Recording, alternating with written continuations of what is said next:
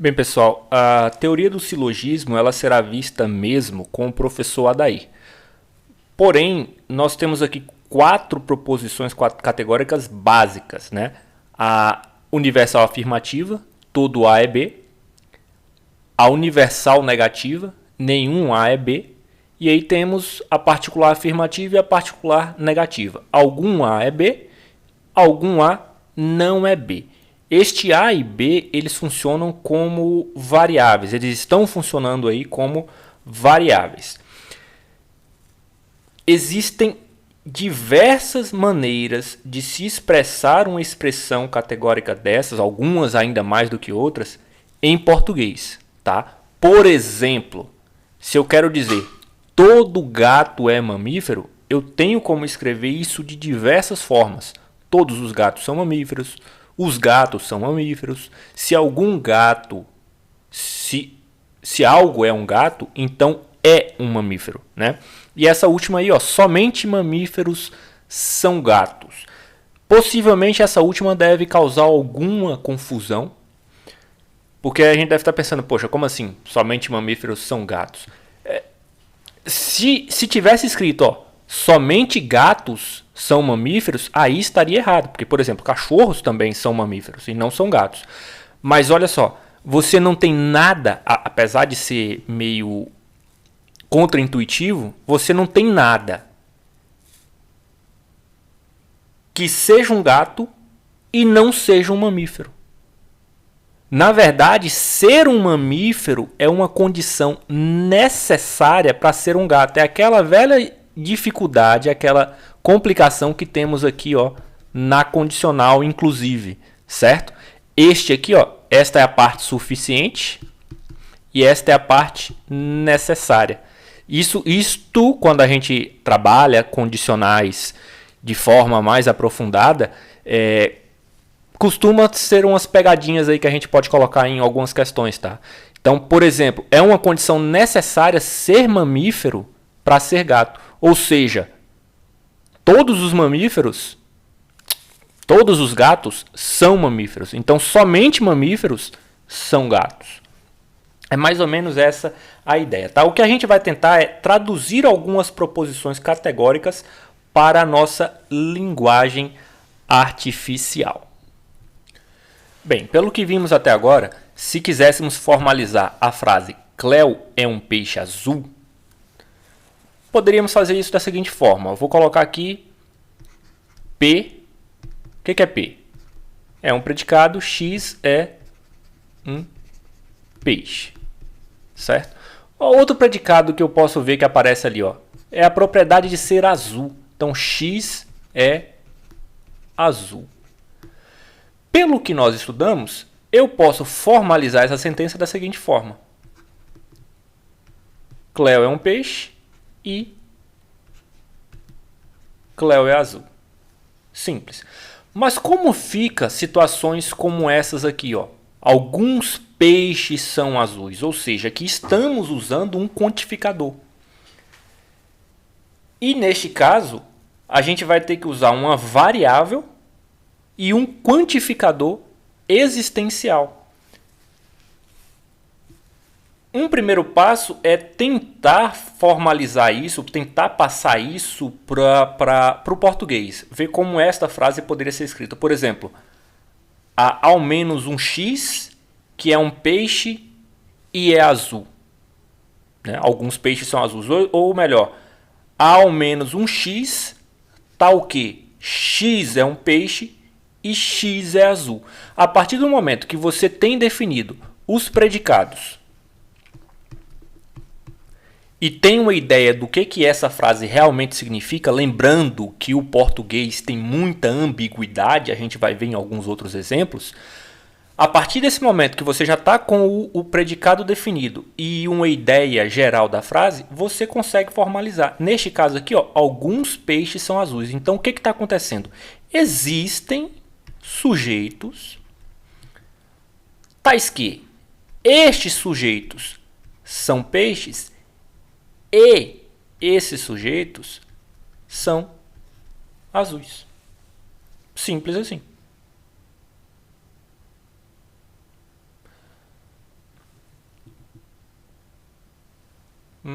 Acho que é isso. Bom, e agora aqui, ó. Assim, o que é importante, que talvez eu devesse lembrar, é o seguinte. Vou deixar para a próxima. Algo é um cachorro e algo é um peixe. Bom, o que esta frase está tentando dizer mesmo? Está dizendo que é o mesmo algo? Está dizendo que existem cachorros, né? Alguma coisa é um cachorro e não necessariamente a mesma coisa é um peixe? Bom, primeiro, o que isso quer dizer? Bom, então, vamos supor que ele quer dizer que existe, que essa frase quer dizer que existem cachorros, algo é um cachorro e existe algo que é um peixe. Como eu formalizaria esta frase? Repare que aqui nesta primeira, eu estou dizendo que uma coisa é ao mesmo tempo um peixe e é azul. Neste caso aqui não é a ideia que eu tive com esta formalização que eu estou fazendo. Então, primeiro, algo é um cachorro.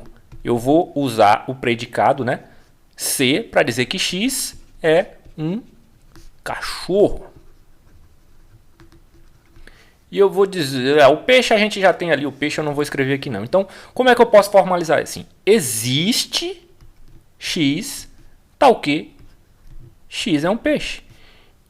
E existe alguma coisa, tal que essa alguma coisa é um cachorro.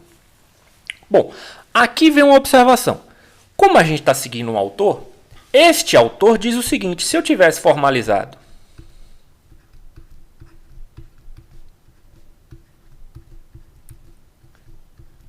não tem problema nenhum, porque estas fórmulas são independentes, tá? Este x aqui, para ele, não é o mesmo x que está aqui. Agora, neste caso aqui, que eu prefiro escrever, eu estou deixando claro que existe alguma coisa que tem a probabilidade de ser um peixe e existe alguma, não necessariamente diferente, coisa que tem a propriedade de ser um cachorro. Eu gosto de deixar evidente esta diferença, até porque se a gente tem mais de uma letra de variável, não tem por que eu ficar usando a mesma para coisas que são diferentes. Embora, segundo a referência que estamos seguindo, isto aqui é perfeitamente aceitável pela independência das fórmulas, tá?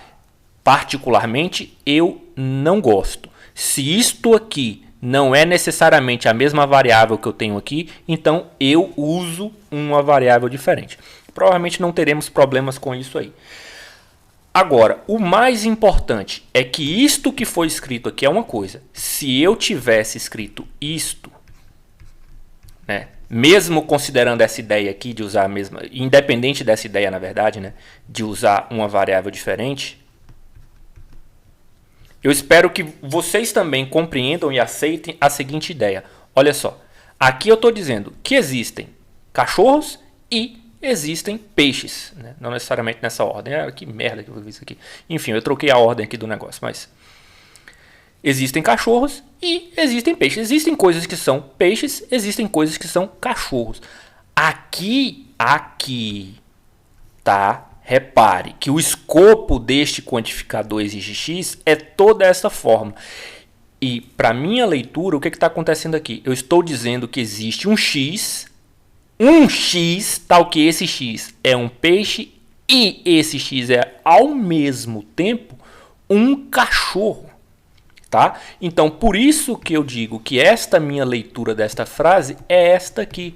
Porque a gente imagina, né, que não existe algo que seja ao mesmo tempo um peixe e um cachorro. Não existe nada com essa propriedade. Então, se eu estou falando de uma frase mesmo, eu imagino que a leitura que é para ser feita é esta primeira que a gente fez aqui. Ó. Existe x que tem a propriedade de ser um peixe e existe x, entre aspas, que tem a propriedade de ser cachorro. Existem cachorros, existem peixes.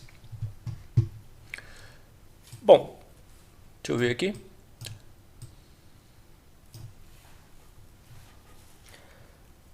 Algum pinguim não mora na Antártica.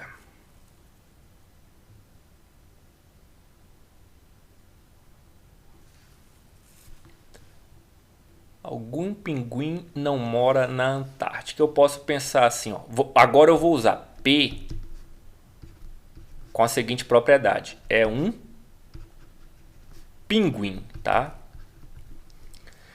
E morar na Antártica, eu vou usar o A. X mora, vocês entenderam, na Antártica. Como é que eu posso formalizar isso? Algum pinguim não mora na Antártica. Então, olha só. Existe um elemento tal que este elemento é um pinguim e este elemento não mora na Antártica. Tá? Lembrando que esta parte aqui diz que este elemento mora na Antártica. Então, estou negando isso. Logo, ele não mora na Antártica. Tá? Essa fórmula toda aqui. Então, a primeira parte aqui, ó, mora na Antártica, não mora na Antártica. E eu estou dizendo que existe um sujeito que é um pinguim e ele não mora na Antártica. Complicando mais um pouquinho as coisas, a gente pode envolver vários símbolos de predicado. Suponha que a gente queira formalizar que algum pinguim que mora na Antártica não gosta de frio. Então, vamos lá. Olha só, acabei, eu disse, né? Não está escrito ainda. Deixa eu ver se eu coloco aqui. Não vai ficar legal. Vamos lá. Algum pinguim que mora na Antártica não gosta de frio. O que eu vou usar? Eu vou usar esse aqui, o predicado. Ó. X não... Opa, X gosta de frio. Gosta, tá? De frio. Poderia ser não gosta? Poderia, mas por que eu vou colocar o não dentro do predicado se eu tenho um operador para usá-lo? Não tem problema nenhum, tá, gente? Eu só não quero... A gente tem a mania de pegar a frase e formalizar logo como uma proposição do jeito que ela tá, né? E aí se a gente faz uma negação, às vezes tem essas complicações. Então, para não ter essa complicação aqui, ó, X gosta de frio. F é a propriedade de gostar de frio. A, como a gente já tinha definido antes, que é o morar na Antártica. E P é a propriedade de ser um pinguim. Como é que eu posso formalizar? Algum pinguim que mora na Antártica não gosta de frio. Eu imagino que exista um elemento, algum pinguim que mora na Antártica não gosta de frio. Então, existe um sujeito, né? Este sujeito é um pinguim e este sujeito mora na Antártida. Antártida. Tá, é a mesma coisa, tá? Enfim. Ok? Tenho essa parte aqui. A gente sabe que para nossa convenção não precisava colocar esses parênteses, mas assim eu vou colocar para deixar bem claro. Ó. Existe um sujeito que é um pinguim e mora na Antártida. Mas este sujeito não gosta de frio. Pronto. Tá aí uma formalização com o quantificador existencial. E agora vamos ver alguns exemplos usando o quantificador universal. Bem, vamos lá. Agora vamos ter uma pequena confusão inicial, provavelmente, com este quantificador universal. Olha só, todo peixe é azul. Primeiro passo talvez seja encontrar uma expressão em português que seja adequada à frase. E aí talvez fique mais fácil de enxergar como é que nós vamos formalizar isso. Por exemplo, eu posso ler isso aí como qualquer peixe é azul. Qualquer coisa que seja um peixe é azul. Qualquer coisa, se essa coisa é um peixe, então é azul. Bom, me parece que essa aí é o que a frase está querendo dizer. Ó. Todo peixe é azul. Então, é um quantificador, é todo, né? É universal para todo x. Se x é um peixe, então x é azul.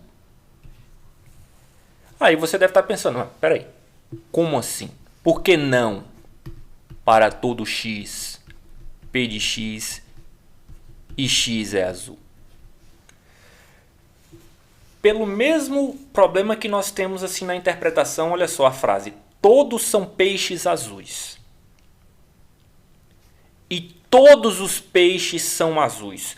Conseguem perceber que tem uma diferença? Por exemplo, isso aqui está dizendo que todos são peixes azuis. Todo indivíduo é um peixe e esse indivíduo é azul. Certo? Então é isso que está dito aqui, mas não me parece que é o que essa frase está tentando dizer. Ó. Todo peixe é azul, ou seja, se é peixe, então é azul. Todo peixe é azul. Isto aqui seria verdade se você tivesse no universo só de peixes azuis.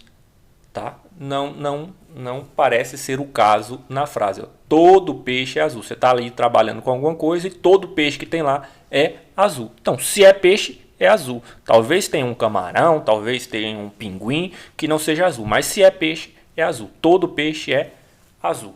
Essa é mais ou menos a ideia que nós vamos ter no quantificador universal. Essa ideia de condicional, de implicação. Tá?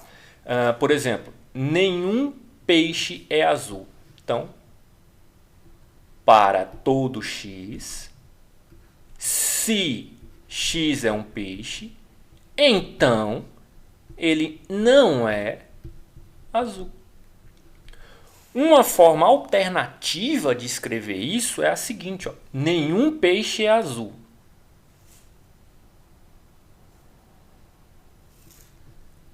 Não existe um x tal que x tem a seguinte propriedade: ser um peixe e ser azul. Tá? Aqui voltamos mais ou menos naquela problemática da negação não é a negação da disjunção e da conjunção, porque aqui os operadores envolvidos não são o mesmo, mas tem uma questão da negação de todo e a negação de nenhum, mais ou menos isso é essa ideia. Mas de qualquer forma eu espero que vocês estejam percebendo que, olha só, quando a gente tem o operador universal, né, a gente vai geralmente usar uma condicional, geralmente. E quando a gente tem o existencial, frequentemente, nessas condições, nestas proposições categóricas, nós temos estas características aí. Para o existencial, a conjunção. Para o universal, a condicional. Vamos ver mais alguns exemplos.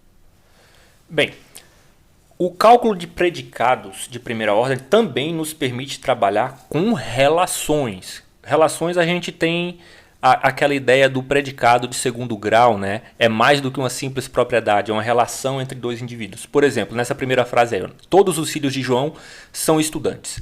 Então aqui, ó, a gente precisa de uma constante individual, né, para expressar o sujeito João. Então eu vou usar o J para João. Tá? A gente precisa de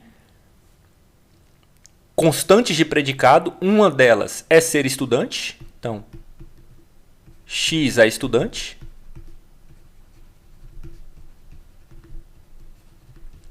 E a outra delas é uma que relaciona os sujeitos. Eu vou usar essa aqui, ó, f x.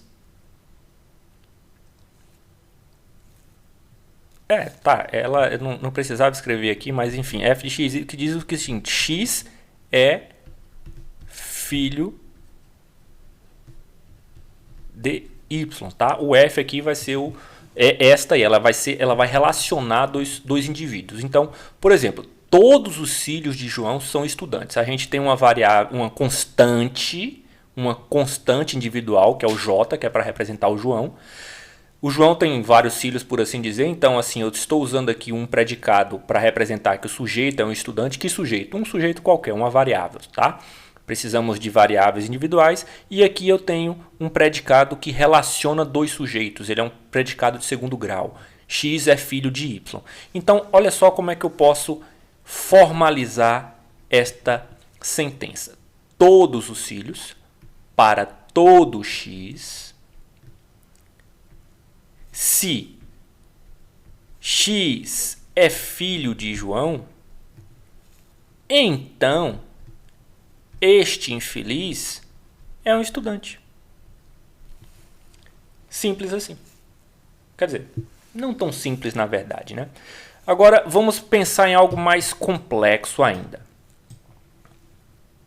Nenhum filho adolescente de João é estudante. Eu vou usar o A para adolescente. X é adolescente, tá? O filho de João.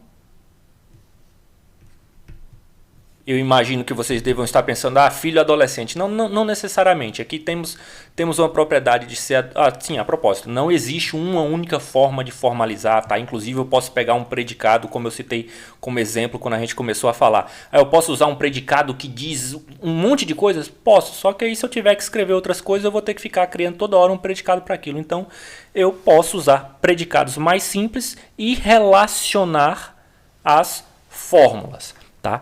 Este F aqui vai continuar sendo o filho de João. E o estudante, como a gente já tinha colocado. Como é que eu posso formalizar isso? Nenhum filho adolescente de João é estudante. Então, para todo indivíduo, se esse indivíduo X, tá, ele é um filho de João e ele é um adolescente, X aqui, ele é filho de João e ele é adolescente. Então, ele não é estudante. Tá? Esse aqui é de estudante, tá? O outro era do existência. Basicamente isso. Bom, o que a gente acaba de ver, como eu já tinha comentado, é que muitas sentenças de estruturas mais complexas podem ser reduzidas a uma das 4 formas básicas de proposições categóricas. E, deixa eu ver se está funcionando, esse quadro aí basicamente resume o que a gente viu então. A universal afirmativa vai ser reduzida mais ou menos, vai ser frequentemente usar esta forma aqui, lembrando que A e B são variáveis que substituem qualidades, características, propriedades, enfim, os sujeitos, né? Tá aí. A negação disso, né? Nenhum A é B, vai ter mais ou menos a mesma estrutura com a negação aqui. E aí a gente tem as particulares, afirmativas e negativas, que geralmente vão ter uma estrutura com a conjunção. Negando e aqui não negando. Mas, como eu já disse, há muitos outros tipos de proposições categóricas. E não é bem o nosso objetivo aqui. Antes eu já estava esquecendo, tem um aqui, que é complicadinha. Os gatos e os cachorros são animais domésticos. Eu vou ter que encerrar o vídeo porque ele já está... Mas enfim, os gatos e os cachorros são animais domésticos. G, propriedade de ser um cachorro, de gato, né? Gato. C, a propriedade de ser um cachorro.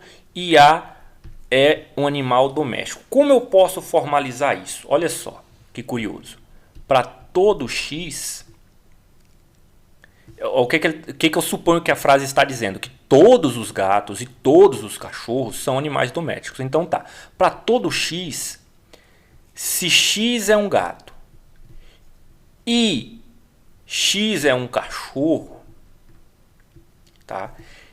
Então, opa, aqui eu li a frase e cometi um pequeno equívoco aqui, tá? Justamente o que eu quero falar para vocês era o que eu estava errando. Por quê? Porque eu fui na leitura da frase, que está usando uma conjunção. Então, se esse animal X é um gato ou é um cachorro, então ele é um animal doméstico. E aí você deve estar pensando, poxa, mas a frase está usando uma conjunção. Por que que nesta formalização usamos uma disjunção? Veja bem, me parece que esta frase que essa frase, da forma como está construída, ela faz sentido, certo? Pelo menos o que queriam dizer aqui, ó. Os gatos e os cachorros são animais domésticos. Então, se o bicho é um gato ou é um cachorro, então ele é um animal doméstico. Agora, se você escreve gato e cachorro é um animal doméstico, para todo X, o que no meu entender está escrevendo, ó, que se existe um X que ele é um gato e um cachorro ao mesmo tempo, ele é um animal doméstico. Cara, assim, na realidade, obviamente, isso aqui nem existe, né? Não existe alguma coisa que seja um gato e um cachorro ao mesmo tempo. Então, por mais que a sentença em português tenha usado uma conjunção, na linguagem artificial, na formalização, nós precisamos, às vezes, muitas vezes, fazer certas adaptações. Me parece que isto aqui está correto. Me parece que isto aqui não está correto. Vamos finalizar por aqui, porque já deu, né?